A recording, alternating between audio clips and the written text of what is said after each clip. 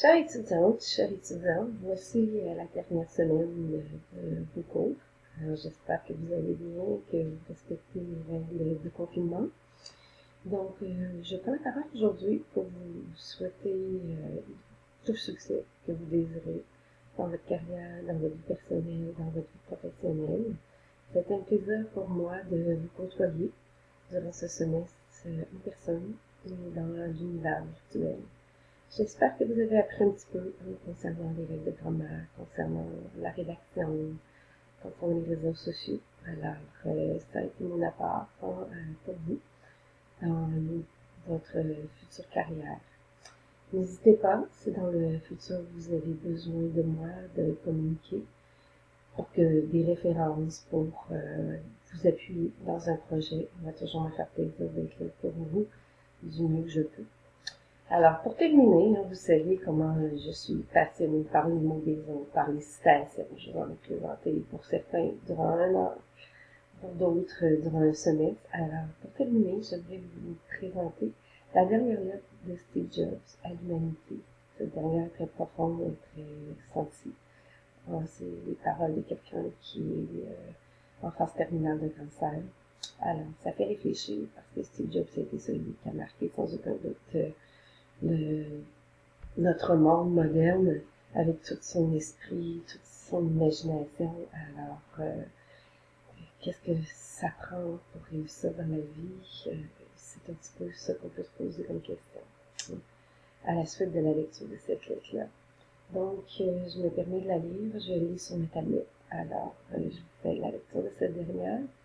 Je suis arrivée au summum du succès dans les affaires. Aux yeux des autres, ma vie a été le symbole de la réussite.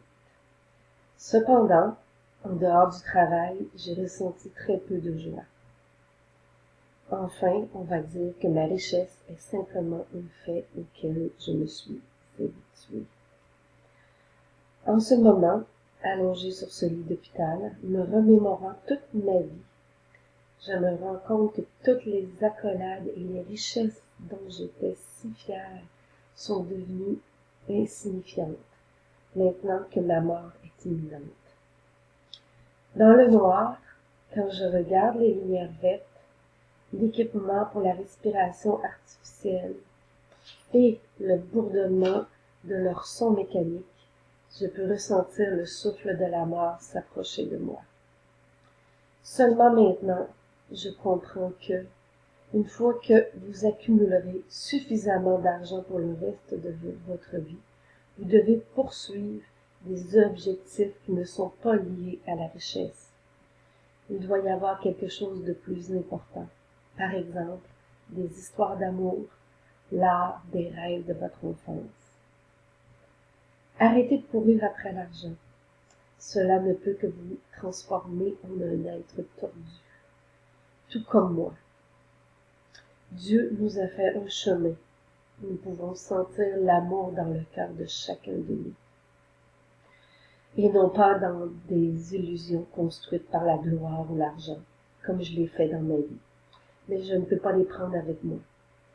Je ne peux qu'emporter avec moi les souvenirs qui ont été renforcés par l'amour. C'est la vraie richesse qui vous suivra, vous accompagnera. L'amour vous donnera de la force et de la lumière pour aller de l'avant. Il peut parcourir des milliers de kilomètres et vous prouver que la vie n'a pas de limite. Allez où vous voulez aller, efforcez-vous d'atteindre les objectifs que vous vous êtes fixés. Tout est dans votre cœur et entre vos mains. Quel est le lit le plus cher du monde? Le lit d'hôpital. Vous, si vous avez de l'argent, vous pouvez embaucher quelqu'un pour conduire votre voiture. Mais vous ne pouvez pas embaucher quelqu'un pour prendre la maladie qui vous tue.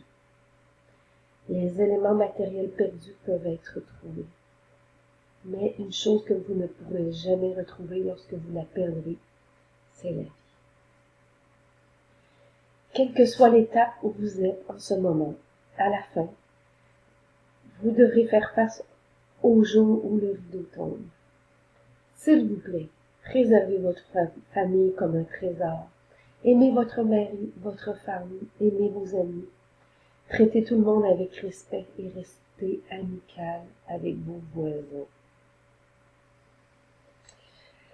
Alors, en ces temps, hein, ça fait réfléchir énormément ces paroles-là. Donc, je vous souhaite de prendre soin de vous, de prendre soin de votre famille. Aimez la vie, aimez-vous, aimez les autres également. Alors, je vous souhaite tout le bonheur du monde. Au plaisir.